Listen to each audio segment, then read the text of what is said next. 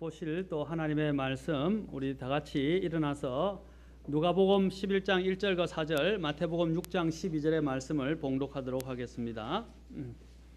누가복음 11장 1절과 4절입니다. 1절과 4절, 그리고 마태복음 6장 12절 말씀을 봉독하겠습니다. 누가복음부터 읽겠습니다.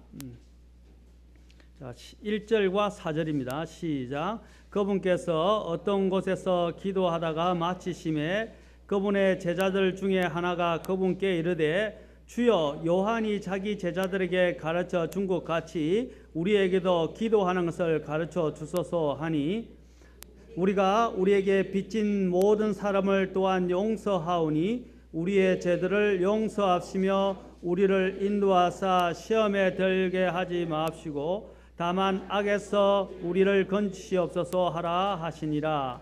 마태복음 6장 12절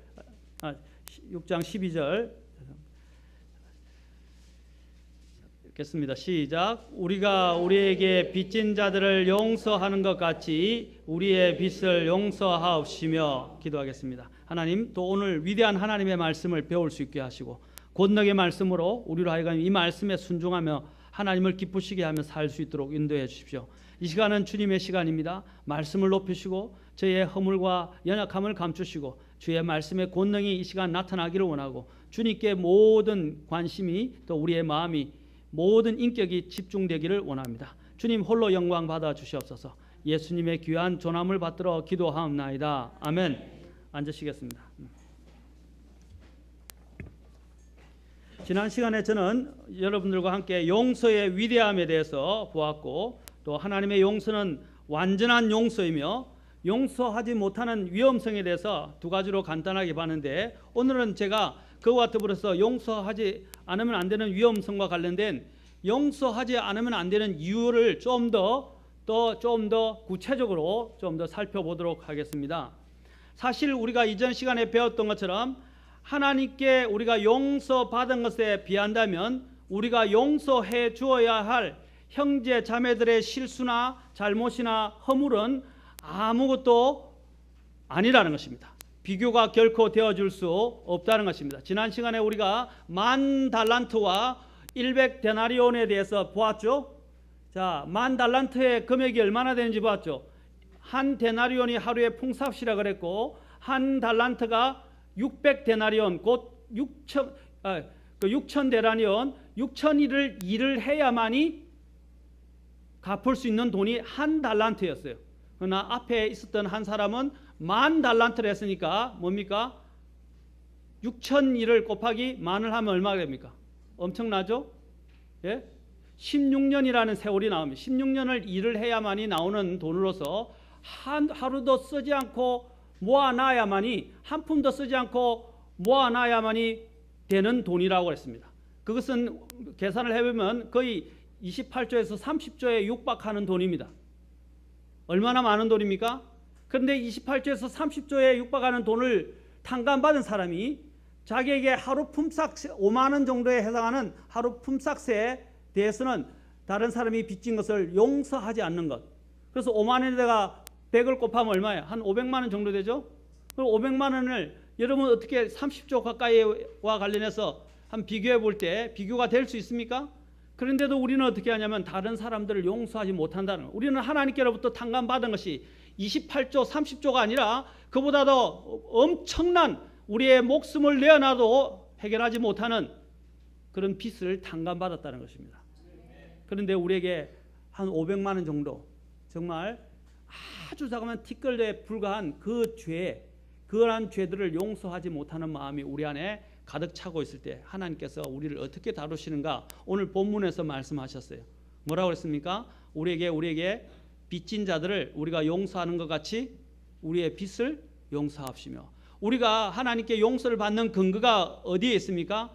물론 하나님은 이미 우리를 예수님을 통해서 우리의 모든 죄를 용서받을 수 있도록 십자가에서 해결해 주셨지만 또한 하나님 앞에 나아갈 때 먼저 이제 우리가 탕감받은 자로서 어떻게 합니까? 또한 다른 사람들의 우리에게 빚을 졌을 때 그들을 용서해 줘야 한다라고 말씀하고 있습니다. 그 용서되지 않으면 이제 하나님께서 우리가 지은 그 죄에 대해서 하나님께서도 죄 없다고 하지 않으시겠다고 말씀하시는 것입니다. 용서의 문제는 굉장히 중대하고 심각한 문제입니다.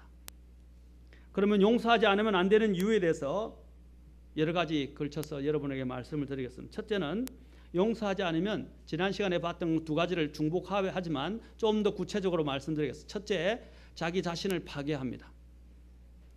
분노라는 감정에 지배당하고 해방되지 못합니다. 여러분, 분노라는 감정은 무서운 것입니다.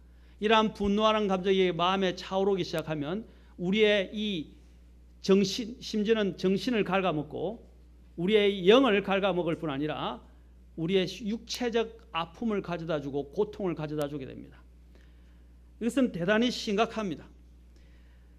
우리가 우리 자신을 스스로 파괴하지 않기 위해서는 용서의 영을 가지고 용서해 줘야 합니다. 마치 그리스도께서 우리를 용서하신 것처럼 다른 사람을 용서해야 합니다. 용서는 내가 어떻게 잊을 것인가 하는 문제가 아니라 어떻게 기억하느냐의 문제인 것입니다. 다시 말해서 용서하지 않으면 나에게 상처를 준 사람에게 내 감정의 통제권을 넘겨주는 것과 같은 것입니다. 여러분, 내 감정은 누가 쥐고 있어야 됩니까? 내가 쥐고 있어야 되고 하나님의 은혜와 하나님의 권능으로 다스림을 받아야 합니다. 그런데 그 감정을 내가 그 주도권을 다른 사람에게 넘겨주는 꼴이 되고 아니면 사탄이 그것을 주도권을 가지고 사용하는 통제권을 넘겨주는 꼴이 되는 것입니다. 용서는 빼앗겼던 그 통제권을 다시 되찾아오는 것입니다. 하나님 앞으로 가져오는 것입니다. 아멘? 여러분이 다른 사람에게 용서하지 못해서 끌려다니면 안 된다는 거예요. 용서하지 못하면 상처를 준 사람에게 계속 속박되고 얽매이는 삶을 사는 것입니다. 사도 바울이 뭐라 그랬습니까? 나는 사랑의 빛 외에는 지지 말라고 말하면서 사도 바울이 나는 어떠한 다른 권능에도 매이지 아니하느니라 라고 이야기했어요. 다른 어떠한, 우리는 예수님께로부터 자유함을 얻기 위해서 진리 안에서 자유함을 얻고 해방된 사람들입니다. 그런데 아직도 여전히 해방되지 못해서 어떤 권능에 매이고 용서하지 못하는 그 영의 권능에 매여서 끌려다니면 안 된다 이 말입니다. 그 얼마나 불행한 인생입니까? 끌려다니는 인생. 자신이 뭔가 주체적으로 할 수가 없어요. 끌려다니는 거예요. 용서하지 못하면 상처 준 사람들에게 속박되고 얽매이게 되는 것이고 결국 사탄에게 여러분이 기회를 주는 것입니다. 인간이 지닌 가장 큰 불행은 용서하지 못하는 것입니다. 다른 사람을 죽이고 싶은 생각이 들 때도 있어요. 그러나 그런 생각은 오히려 나를 죽인다는 것을 기억하십시오. 내가 먼저 죽어요. 그렇지 않습니까? 물론 다른 사람을 먼저 죽일 수도 있겠죠. 미움이 너무 커서. 그렇죠? 그러나 그것은 하나님 앞에 결코 용서받지 못할 큰 죄가 되는 것입니다. 이러한 용서하지 못함이 마음에 쌓이고 원한 감정이 쌓이게 되면 어떤 것이 있습니까? 쓴뿌리라고 성경에는 쓴뿌리가 존재하게 됩니다. 히브리서 12장 5절 보십시오. 히브리서 12장에 보면 특히 주님께서는 이 쓴뿌리에 대해서 말씀하실 때 이 쓴뿌리를 해결하지 못하면 주님께서도 또한 용서하지 못할 뿐 아니라 또한 우리를 징계하시게 됩니다. 징계하시게 돼요. 여러분, 하나님의 징계는 결코 즐거운 일이 아닙니다. 하나님은 용서하지 않는 사람들을 받아주시지 않습니다. 또한 15절에 보십시오. 15절에 보면 또 이렇게 말합니다. 자, 14절부터 보겠습니다. 모든 사랑과 더불어 뭘 추구하라고 그랬어요? 화평이라고 돼. 처음에 화평과 거룩함을 따르라. 그것들이 없이는 아무도 주를 보지 못하리라. 모든 다른 사람과 뭘 추구하라고요? 화평을 추구하라. 자, 나중에 내가 아미시에 대해서 제가 여러분들에게 설명했습니다. 아미시 그 무리들이 있어요. 그 무리시에 대해서 제가 좀 이따가 나중에 설명하겠습니다. 여기 그 사람들은 평화주의자들입니다. 화평을 항상 추구하려고 그래요. 그들이 어떤 놀라운 일을 했는지 유수 기사회라는 걸 제가 나중에 여러분들에게 읽어드리겠습니다. 화평이 없이는 주를 보지 못할 것이라고 말씀하십니다. 15절을 보십시오. 부지런히 살펴라고 그랬어요. 하나님의 은혜에 이르지 못하는 자가 없게 하고, 하나님의 은혜에 이르지 못하게 하는 뭔가가 있다는 것을 이야기해요. 하나님의 은혜를 미치지 못하게 하는, 은혜에 미치지 못하게 하는 게 뭔가 있다는데, 그것이 무엇과 관련되어 있냐면 용서하지 못하는 것. 용서하지 못하는 것들이 쌓이게 되면 뭐냐면 쓴뿌리가 됩니다. 쓴뿌리라고 합니다. 쓴뿌리가 돋아나 너희를 괴롭게 하거나 그것으로 말미암아 많은 사람이 더럽게 되지 않도록 할지니. 보십시오. 쓴뿌리는 어떻게 한다고요? 자기 자신을 괴롭게 한다고 먼저 이야기하고 있어요. 용서하지 못하면 내가 괴로워요. 그런데 그뿐 아닌지 아십니까? 나중에 뒤에서 다룰 것입니다. 나와의 문제뿐 아니라 뭡니까? 많은 사람이 그것으로 인해서 어떻게 한다고요? 더럽게 된다고 되어 있어요. 더러워진다고 말하고, 더러운 것은 죄와 관련되어 있어요. 쓴뿌리는 우리가 받은 상처로 인해서 마음에 원한 감정을 갖게 되는 것입니다. 다른 사람이 나에게 한 행동 때문에 상처를 입고 그 상처를 인해서 고통을 받는 것이 내 안에 있고, 그러다 보니까 다른 사람을 대할 때도 그 고통을 통해 보기 때문에 용서를 하지 못하고 계속 괴로워하는 것입니다. 용서하지 못하는 것처럼 자신을 괴롭히는 것은 없습니다. 용서받지 못하는 사람도 또한 괴롭습니다. 이렇게 용서하지 못하고 용서하지 못함으로 해서 서로를 괴롭히는 것이 바로 이 쓴뿌리이며, 이것은 다 여러 사람들을 더럽게 만듭니다. 상처로 인한 고통은 자신을 무가치한 사람으로 여기게 만들고 자기 연민과 동정에 빠지게 만듭니다. 그리고 다른 사람들을 미워하고 부러워하고 시기하고 질투하고 결국 다른 사람을 죽이는 살인에까지 이르기도 합니다. 이것은 심각한 죄로 연결되어지는 것입니다. 우리는 상대방이 나에게 용서를 구할 때까지 기다리기도 합니다. 또 결코 내가 먼저 용서를 하지 않고 화해를 청하지 않는 한 상대방을 계속 미워한 채 기다리고자 합니다. 그렇게 될 때 그 기다리는 시간 동안 어떻게 됩니까? 내 영혼은 계속 피폐해져요. 그리고 하나님과 관계도 어떻게 됩니까? 메말라집니다. 하나님과 관계도 망쳐지게 돼요. 그리고 결국에는 내 영혼이 결국 피폐되어서 결국 건강까지 잃게 되는 위험성에 빠지게 된다는 것입니다. 우리가 그리스도인이 된 후에 주님과의 교제를 누리면서 풍성한 삶을 살아가야 하는데, 많은 경우 거듭났다는, 다시 태어났다는 그리스도인들이라도 용서하지 못함으로 인해서 그 마음이 피폐해지고, 또한 마음이 건조해지고, 개인 생활이나 가정 생활이나 교회 생활이 즐겁지도 못하고 행복하지 못하고 망치는 경우가 얼마나 많은지 모릅니다. 이러한 문제 때문에, 용서하지 못하는 것 때문에 교회를 떠나가는 사람들이 너무 많이 있어요. 그리고 교회 생활과 신앙생활, 심지어는 가정 생활까지도 행복하지 못해요. 주님이 오신 목적은 뭡니까? 우리로 하여금 자유함을 누리고 행복하게 하기 위해서 오셨어요. 아멘? 내가 온 것은 양으로 생명을 얻게 하고 더 풍성히 얻게 하는 것이라고 하셨어요. 그런데 왜 하나님이 주시는 생명을 풍성히 누리지 못하는 것입니까? 왜 내가 그 안에 갇혀 살고 있는 것입니까? 그것은 감옥보다 더한 고통을 주는 것입니다. 우리가 그리스도인이 되고 난 다음에 용서의 문제는 중요한 문제이고, 내가 용서하지 못함으로 인해서 용서받지 못하는 사람이 어떤 벌을 받을 것이라고 생각하지만 실제로는 내가 더 큰 고통을 받게 됩니다. 또한 이것은 더 나아가서 시간을 낭비하게 만듭니다. 이 용서하지 못하는 영을 가진 사람은 세월을 헛송해요.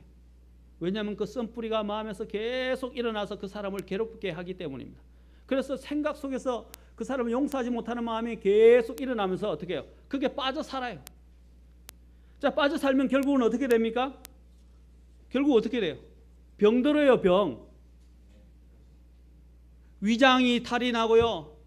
간이 줄어들고요. 그렇지 않습니까? 그리고 또한 불면증에 시달리게 되고, 그게 더 심화되면 우울증에 빠지게 되고, 더 심화되면 어떻게 합니까? 모든 건강을 다 잊어버려요. 이렇게 보여요. 정신적인 문제로 인해서 나중에 정신분열까지도 올 수도 있어요.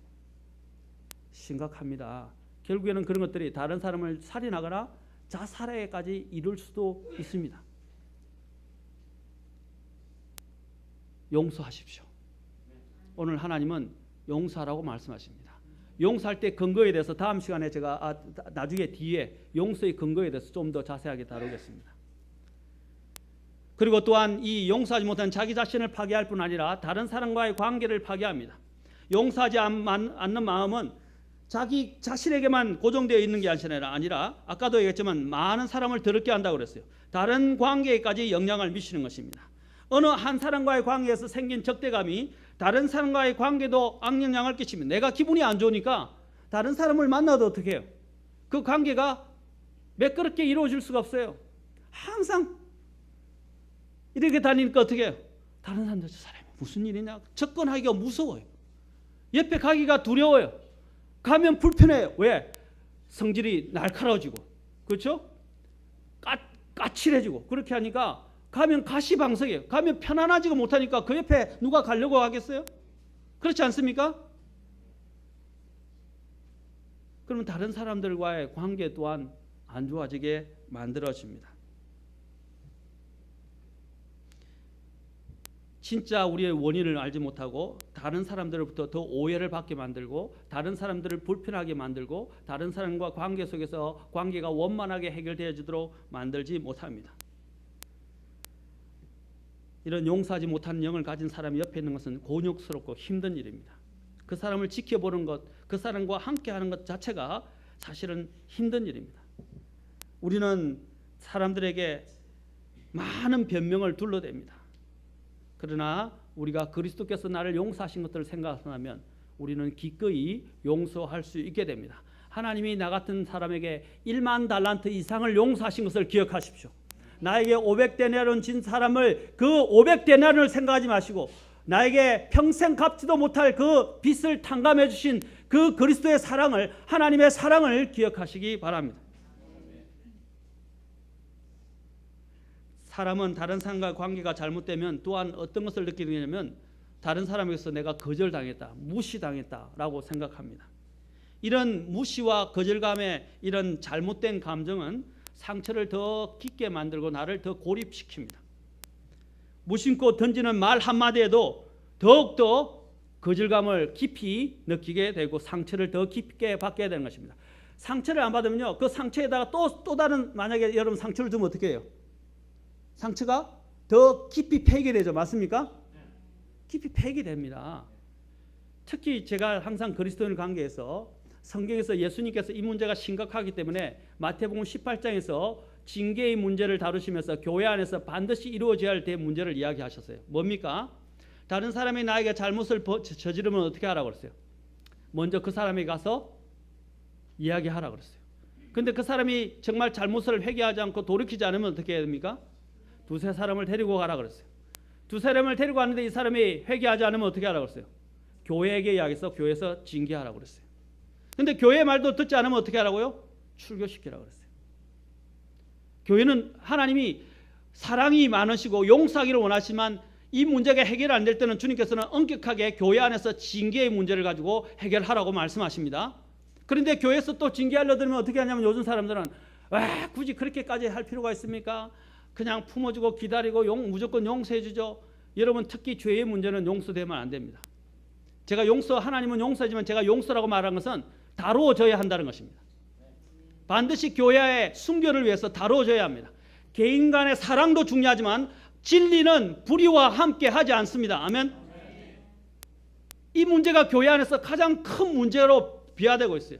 어떤 사람을 징계하려고 하게 될 때 문제가 있어서 죄의 문제를 다루게 할 때 굳이 그렇게까지 교회가 해야 되느냐? 교회는 사랑이 많아야 되고 사랑으로 품어주고 용서해줘야 되는데 그렇게 다루어야 되느냐 하지만 그 사람이 회개하지 않을 때 공식적인 드러난 죄에 대해서는 교회에서 다루어야 해요. 아멘. 오늘날 교회의 문제는 징계가 없어지고 있어요. 징계는 주님이 정하신 법입니다. 그런데 만약에 여러분들이 이제 나중에 뒤에 용서의 근거에 대해서, 용서 조건에 대해서, 그리고 시기에 대해서도 좀 이따가 살펴볼 것입니다. 다른 사람들을 용서하지 못하면 그것이 자꾸 쌓이게 돼요. 쌓이게 되면 그것이 분노의 감정으로 되고 폭발하게 돼요. 그것이 에베소서 4장 지난 시간에 읽었던 것과 같은 거예요.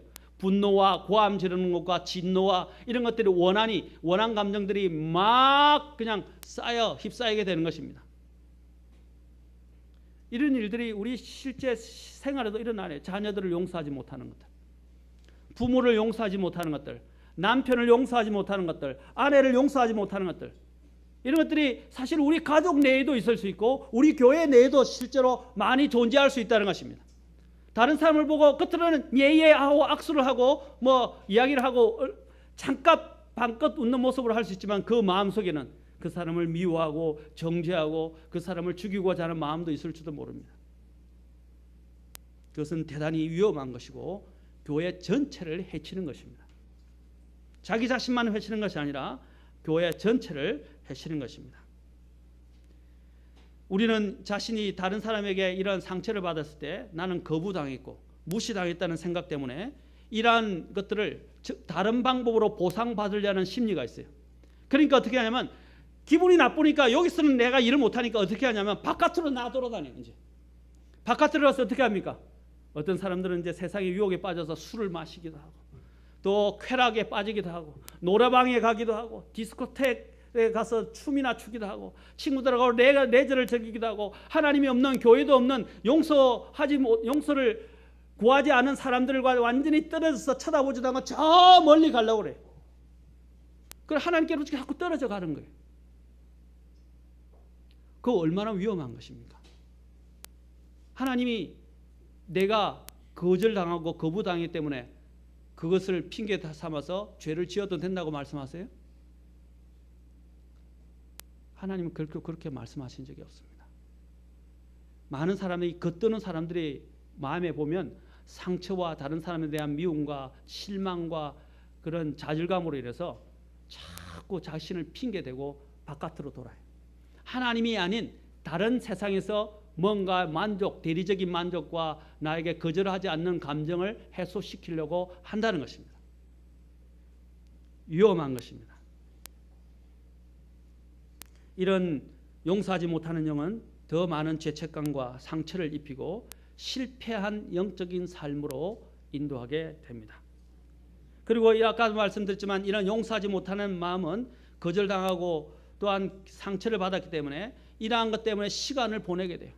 시간을 보낼 때 제가 얘기했죠. 내 생각 속에서 내 마음을 괴롭힙니다. 여러분 생각은 얼마나 중요한 문제인지 아십니까? 성경에서 영적 전투에 있어서 가장 큰 문제가 생각과 감정의 문제입니다. 사탄이 그대로 내버려 두지 않는다는 거예요. 제가 전에도 이야기했죠.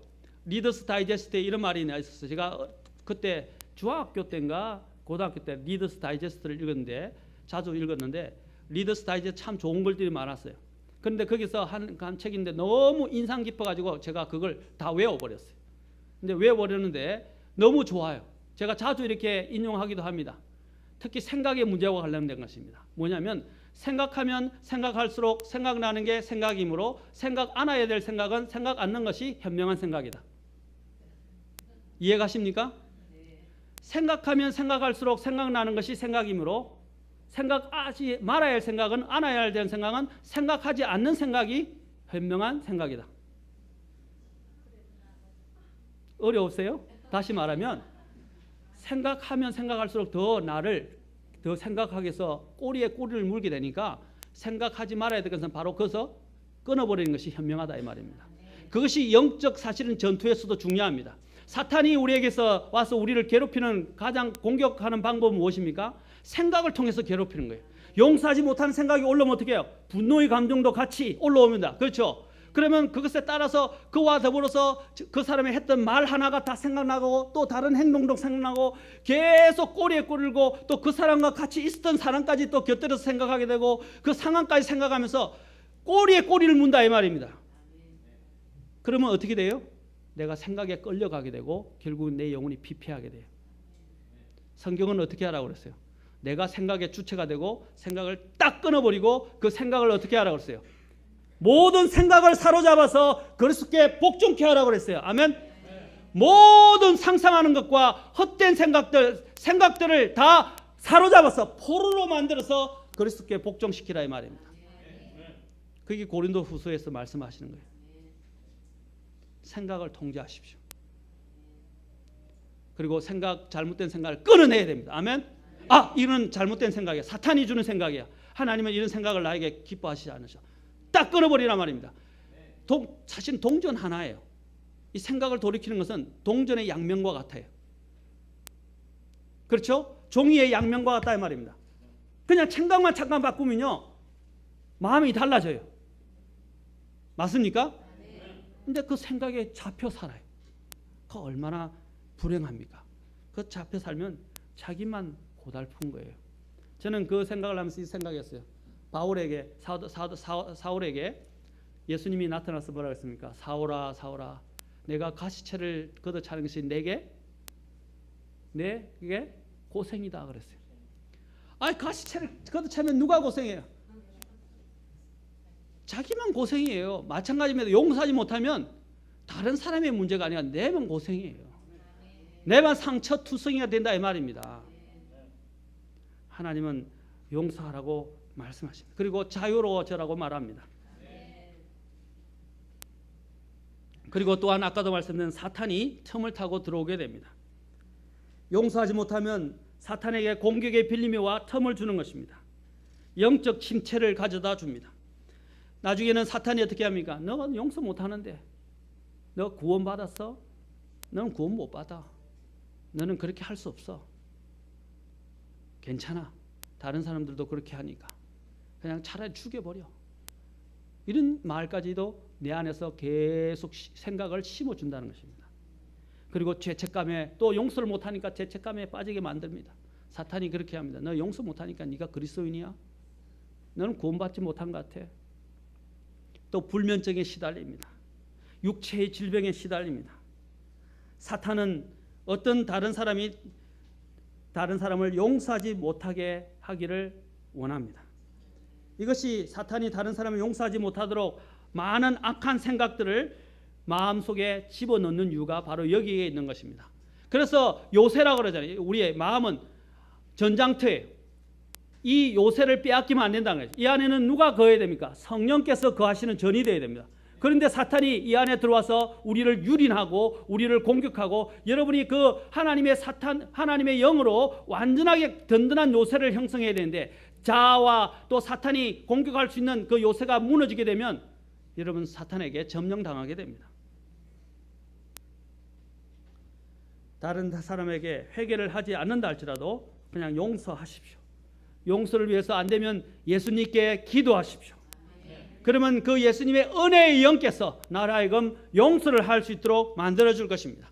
그러나 용서하는 것은 쉬운 일이 아닙니다. 시간은 걸릴 수도 있습니다. 그러나 그리스도께 구하십시오. 그리스도의 은혜를 생각하십시오. 그리스도의 십자가를 생각하십시오. 하나님께 기도해 보십시오. 그러면 그 은혜의 영께서 내가 얼마나 큰 죄인인지를 깨닫게 하시면서 용서하시게 해주실 것입니다.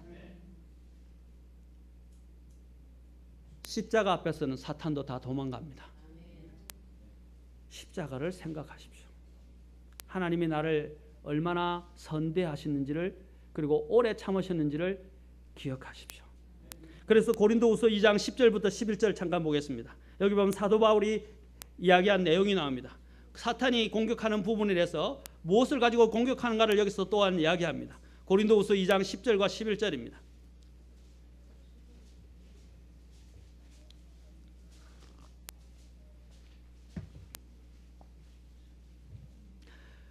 (2장 10절 11절입니다) 자, 같이 읽겠습니다. 시작. 너희가 누구에게 어떤 일을 용서하면 나도 용서하노라.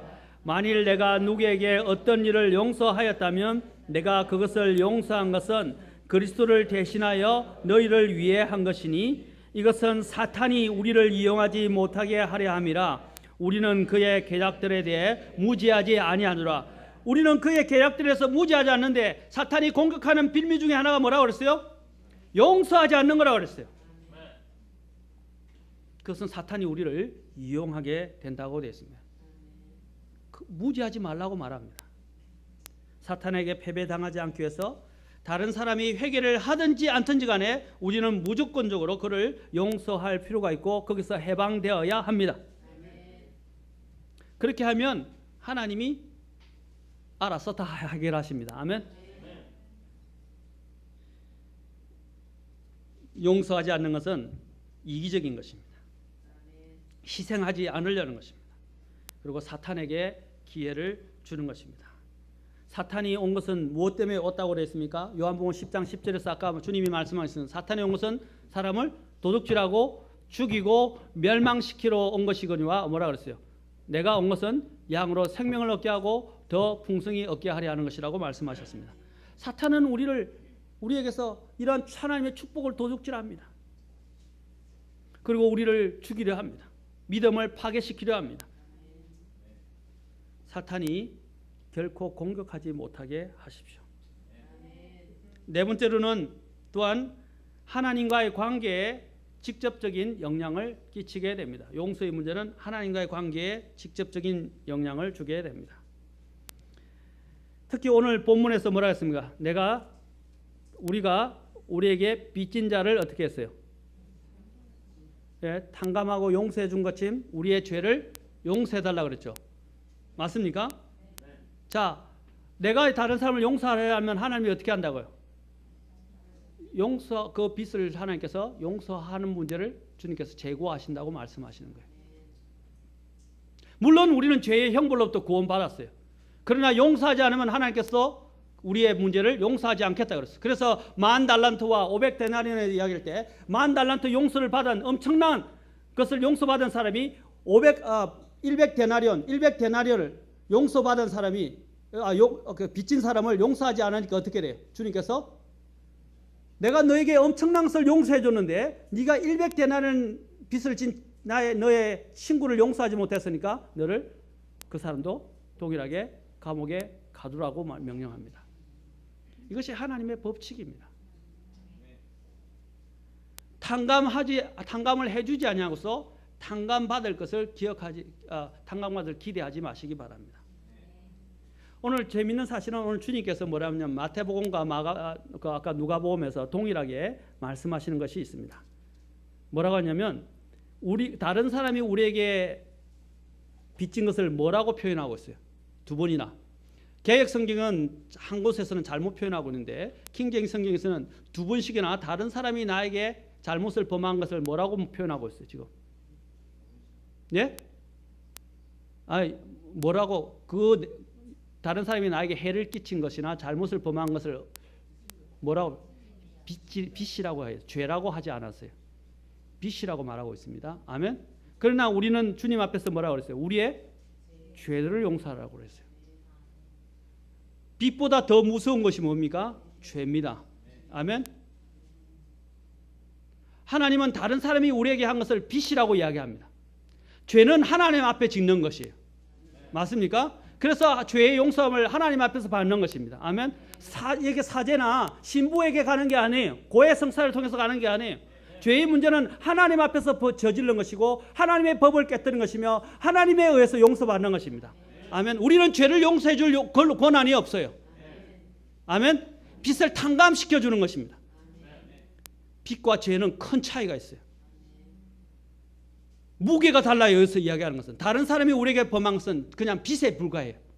그러나 우리가 하나님 앞에 용서하지 못한 것들을 또한 잘못을 범한 것은 죄와 관련되어 있습니다. 여기 무게의 척도를 한번 생각해 보십시오. 내가 남의 빚을 탕감해 주지 않으면 하나님께서는 우리의 빚과 우리의 죄까지도 하나님께서는 기억하실 것이고 용서하지 않을 것입니다. 용서하십시오. 그래서 해방감을 누리십시오. 진정한 자유를 누리시기 바랍니다. 용서하지 못하면 성령 안에서 살지 못합니다. 성령님의 인도하심을 받을 수 없습니다. 성령 충만한 삶을 살 수가 없습니다. 오직 육체를 따라 계속 행하게 되면 황폐한 삶을 살 뿐인 것입니다. 영적으로 몰락하는 삶인 것입니다. 또한 용서는 예수님의 이제 명령입니다. 용서는 주님이 명령하신 거예요. 만일 우리가 다른 사람의 잘못을 또한 허물들, 실수를 용서한다면 우리는 그 사람에게 잘못을 저질렀다면 그 사람에게 회개를 해야 합니다.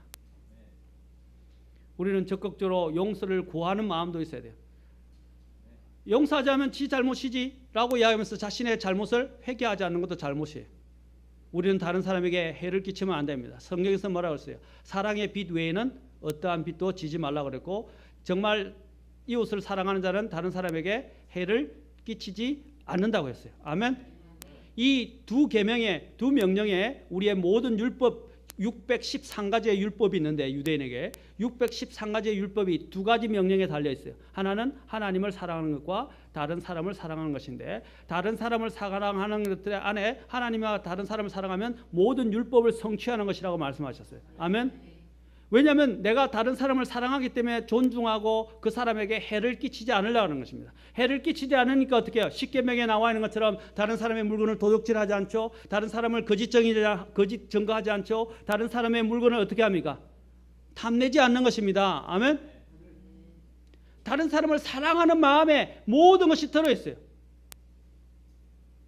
그러나 사랑하지 않기 때문에 다른 사람의 물건을 도둑질하고, 사랑하지 않기 때문에 해를 끼치고, 사랑하기 때문에 거짓 증거를 하고, 사랑하기 때문에 다른 사람의 물건을 탐을 내는 것입니다. 사랑이 없기 때문에.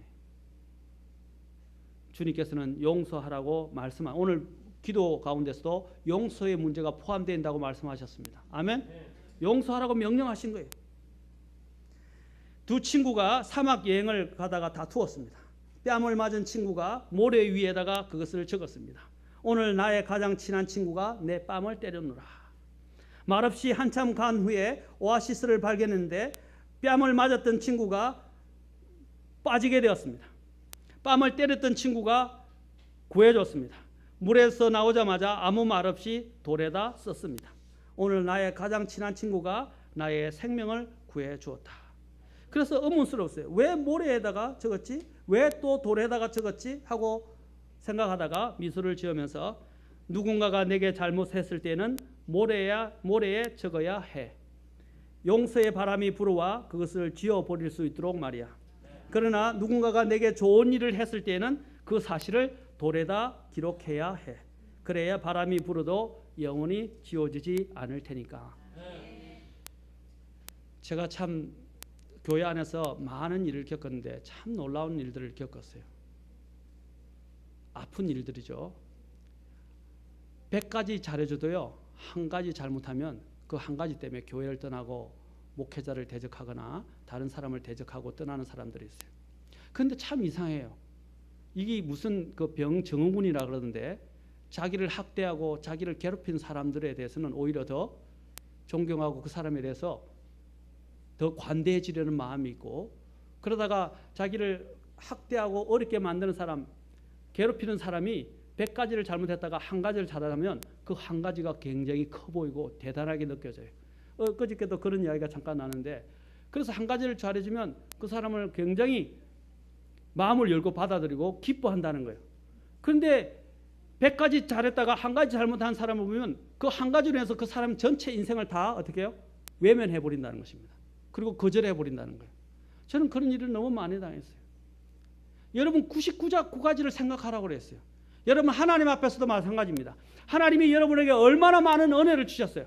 근데 내 삶에 하나님이 마치 응답하지 않는 것 같고, 내 삶에 개입하지 않는 것 같고, 내 삶에 고난이 오고 어려움이 오면 어떻게 해요? 하나님이 나에게 베풀어 주신 모든 은혜를 다 잊어버려요. 그냥 하나님이 어디 계십니까?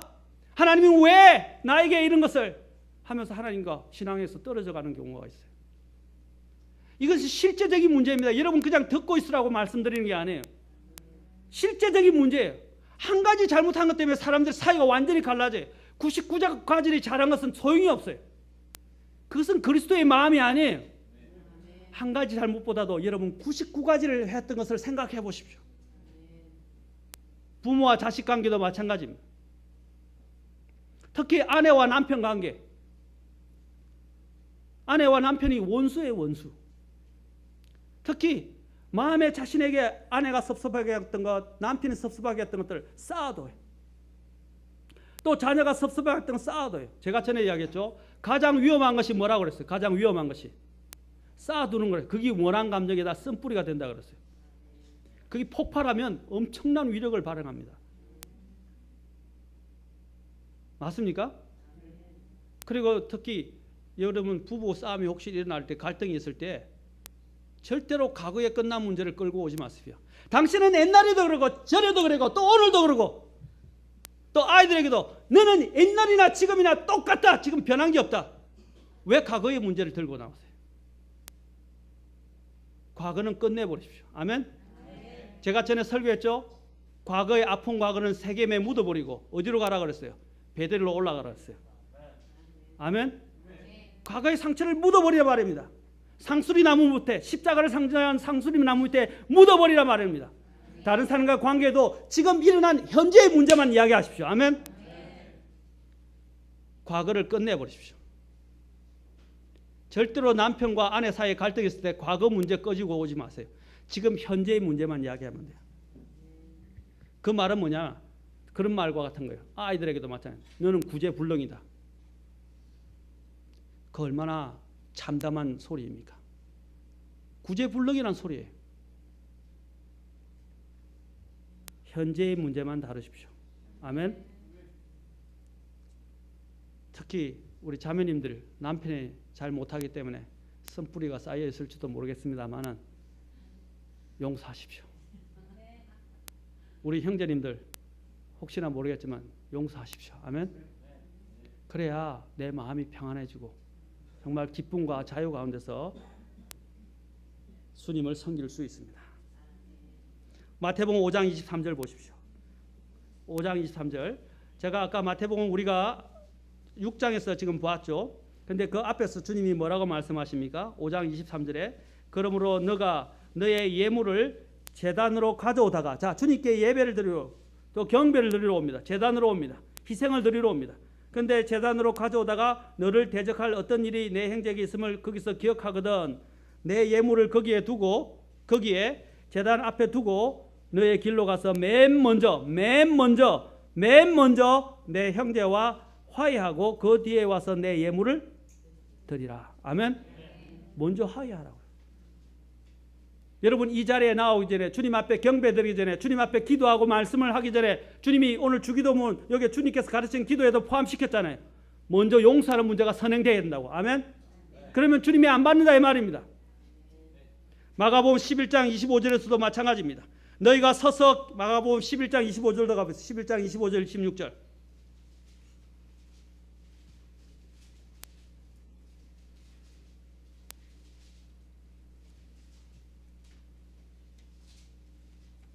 자, 여기도 봅시오. 마가복음 11장 25절 16절. 너희가 같이 읽읍시다. 시작. 너희가 서서 기도할 때에 누구를 대적하는 것이 너희에게 있거든 용서하라. 그리하여야 하늘에 계신 너희 아버지께서도 너희에게 너희의 범법을 용서하시리라. 그러나 만일 너희가 용서하지 아니하면 하늘에 계신 너희 아버지께서도 너희의 범법을 용서하지 아니하시리라 하시니라. 분명히 말씀하셨죠? 주님이 조건적으로 말씀하신 이게 주님께서 가르치신 기도 오늘 주기도문에 나와 있어요. 그리고 아까 주기도문 바로 그 뒤에도 주님이 또 말씀하십니다. 마태복음 6장 14절과 15절에서도 똑같은 오늘 마가복음 11장 25절 26절에 있는 말씀을 가지고 말씀하십니다. 너희가 사람들에게 그들의 범법을 용서하면 너희 하늘 아버지께서도 너희를 용서하시려니와 너희가 사람들에게 그들의 범법을 용서하지 아니하면 너희 아버지께서도 너희의 범법을 용서하지 아니하시리라.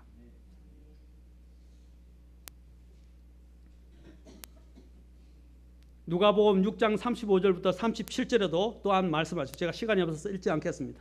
그래서 37절 마지막에도 말합니다. 너희가 정죄하지 말라. 그래야면 너희가 정죄를 받지 아니할 것이고 용서하라. 그래야면 너희가 용서를 받을 것이요. 항상 다른 사람을 용서하는 것을 선행해야 한다고 말씀하시고 있습니다. 아멘. 용서하십시오. 놓아주십시오. 풀어주십시오. 그러면 여러분 해방됩니다. 그러면 용서의 시기와 조건에 대해서 간단하게만 말씀드렸습니다. 용서하기 위해서는 오늘 마태복음 주님께서 마태복음에서 아까 이야기할 때 어떻게 했냐면 먼저 다른 사람이 18장에서 보면 회개하거든 용서하라 그랬어요. 회개하거든 용서하라 그랬어요. 제 문전 회개가 뭐래야 됩니까? 선행되어야 합니다. 아멘. 그러나 여러분 회개하지 않아요. 그럼 용서하지 말아야 됩니까? 아닙니다. 회개하지 않으면 어떻게 해야 돼요? 내버려 두세요. 그리고 주님께 맡기세요. 그러면 주님이 다루십니다. 아멘. 주님은 놀라우신 분이에요. 주님은 공정하신 분입니다. 아멘. 다 기억하고 계시고 나에게 해코지하고 나에게 상처를 주고 나에게 용서를 구하지 않은 사람의 잘못에서 하나님이 적절하게 다루실 것입니다. 아멘. 그래서 로마서 12장으로 가봅시다. 로마서 12장에서 이 문제를 또한 이야기합니다. 로마서 12장. 자, 이 문제를 보십시오. 12장. 하나님은 보복하시는 분이에요. 또한. 아멘. 12장 19절부터 자, 여기도 화평을 이야기합니다. 18절부터 21절입니다. 우리가 해야 하는 것은 화평이에요. 18절부터 21절까지 읽겠습니다. 시작. 가능하다면 너희가 할 수 있는 대로 모든 사람과 화평하게 지내라. 극진히 사랑하는 자들아, 너희 스스로 원수를 갚지 말고 도리어 진노하심에 맡기라. 기록된 바 원수 갚는 일은 내 것이니 내가 갚으리라 주가 말하노라 하였느니라. 그러므로 내 원수가 줄이거든 그를 먹이고 그가 목마르거든 그에게 마실 것을 주라. 그리함으로 내가 그의 머리 위에 불타는 숯을 쌓으리라. 악에게 지지 말고 도리어 선으로 악을 이기라. 아멘. 이게 그리스도인의 행동 방식이에요. 뭡니까? 악에게 지지 말고 도리어 선으로 악을 이기라. 아멘. 내 남편이 원수 같아요. 근데 밥도 안 차리고 인상 찡그리고 과함 주리고 그러니까 돌아서고 그러면 되겠습니까? 아닙니다. 오히려 어떻게 하라고요? 밥 차려주고요. 그렇죠? 선대해 주세요. 컸으니까 나이가 들은 성장한 어른이잖아요. 자기 잘못을 알아요. 알까요? 모를까요? 계속 선대해 주면 뭘 쌓는다고 여기에? 숯불을 쌓는다 그래요. 숯불이 뭐냐면 양심의 가책을 느끼게 하는 거예요. 숯불은 사람으로 하여금 깨닫게 해서 정결하게 만들어주는 것을 이야기하는 것입니다. 그렇죠? 그냥 스스로 깨닫게 돼요. 한 번 잘해줬다고 안 해? 그 다음부터 갑자기 밥상을 엎어버리고 그렇게 하면 안 된다 이 말입니다. 계속적으로 선을 행하십시오. 아멘? 그러면 결국에는 돌아와요. 왜? 양심이 처음에 양심이 한번 가책을 받았다고 사람이 움직이지 않아요. 양심이 뭡니까? 잘못이 쌓이고 쌓이면요 바짝 엎드리게 돼요. 아멘? 어떤 제가 한 예화가 있는데 실제로 있었던 이야기입니다. 남편이 술만 먹고 아내를 늘 괴롭혔어요. 그리고 남편이 가면 아내는 항상 말없이 술을 먹고 새벽에 오든 밤에 오든 밥을 안 먹었다면 새벽에 일어나서 밥 차리려고 했어요. 몇 년 동안 했어요. 몇 년 동안 하다가 이제 술자리에 가서 친구들한테 야 우리 아내는 내가 무슨 짓을 하든 그냥 잘해주고 언제든지 가면 밥상 차려주고 차리란 밥도 근사하게 차준다. 그러면서 진짜 한번 볼래? 그래놓고 친구를 데리고 이제 새벽에 술 엄청나게 마시고 그 친구 집에 들어갔어요. 근데 아내가 일어나서 아주 다소곳이 상냥하게 맞아주는 거예요. 그리고 밥상 차려 이렇게 하니까 또 술상하고 밥상을 딱 차렸어요.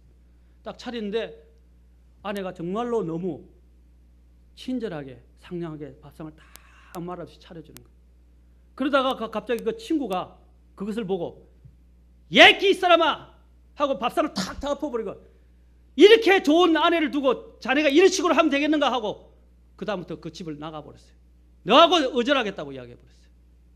그러니까 이 충격을 받아요. 이 친구가 정말 내가 보니까 아내가 너무 훌륭한 아내인데 내가 아내를 그 사랑을 생각하지 못하고 아내의 이러한 순종을 생각하지 못하고 아내를 사랑하지 못했고 아내를 상처를 주고 괴롭혔구나. 그 다음부터 이 사람이 달라져서 윗방으로 올라가서 그 아내가 크리스찬이었는데 기도하는 하나님 앞에 회개기도 하고 변화가 되었어요. 그 다음에 그리스도인이 되었어요. 하나님이 일하셨다 이 말입니다. 아내의 눈물의 기도를 듣고 하나님이 일하셔서 남편을 변화시켰다 이 말입니다. 하나님이 변화시키게 하십시오. 아멘. 놀라운 권능을 우리가 해야 할 일은 뭡니까? 그리스도의 마음으로 그들을 상냥히 대하고 친절히 대하고 온유함으로 대하고 그들을 아까 원수도 뭐라고 그랬어요? 줄이거든. 그 남편이 원수일 거 아니에요. 맞습니까? 마음에 오만 생각이 다 들어올 거예요. 어떤 때는 죽이고 싶은 생각도 들 수도 있을 거예요. 확 그냥 그렇죠? 제가 좀 원색적으로 표현했습니다. 근데 주님이 어떻게 해요? 원수도 줄이거든 뭐라고 그랬어요? 먹이고 목마르거든 그에게 마실 것을 주라 그랬어요.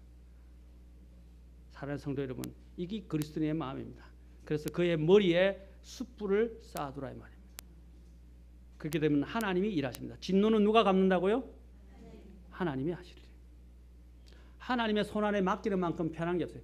그래서 주님이 뭐라 했어요? 너희 염려를, 모든 염려를 주께 맡기라. 이는 그분께서 너희를 돌보시기 때문이라. 아멘. 그렇잖아요. 이 무거운 짐, 그렇죠? 내가 들고 가려면 맨날 무겁잖아요. 그렇죠? 이게 애물이네. 그런데 이걸 탁 그리스도께 맡겨놓으면 어때? 맡겨놓으면 홀가분하잖아요. 맞습니까? 여러분의 용서하지 못하는 영 주님께 맡기세요. 그래서 캐스트란 말이에요. 캐스팅이란 말입니다. 여러분 캐스트가 뭐예요? 던지는 거 아닙니까? 주님께 그냥 다 던져버리세요. 다. 그럼 주님이 다 받아주세요. 아멘. 그리고 주님이 공정하게 해결해 주실 것입니다. 그리고 여러분은 자유하십시오. 그러면 여러분 모든 것이 좋아져요. 내 건강도 좋아지죠. 기분도 좋아지죠. 마음도 편해지죠. 자유로워지죠. 그렇죠? 얼마나 홀가분해져요. 그러면 영적 생활이 힘이 납니다. 하나님이 공정하게 판단하실 거니까 하나님 알아서 하십시오. 그러면 내 영적 생활이 건강해지겠죠? 오늘부터 여러분의 문제가 있는 거 있으면 잊어버리시고 용서하시고 회개하지 않으면 하나님께 맡겨버리세요. 그래서 진정한 그리스도인의 자유를 경험하시기 바라고 주님의 용서를 또한 기억하시기 바랍니다.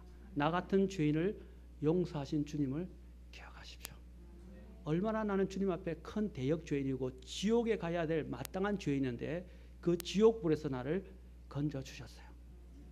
용서받을 수 없는 죄인이 용서받았다 이 말입니다. 그러면 다른 사람이 나에게 지은 그 잘못을 기꺼이 우리는 용서할 수 있을 것입니다. 용서하지 않을 때 십자가를 묵상하십시오. 십자가를 생각하십시오. 하나님이 나 같은 죄인을 어떻게 용서하냐 생각하시고 아까 두 번째로 그 사람이 회개하지 않으면 하나님의 손 아래 맡기십시오.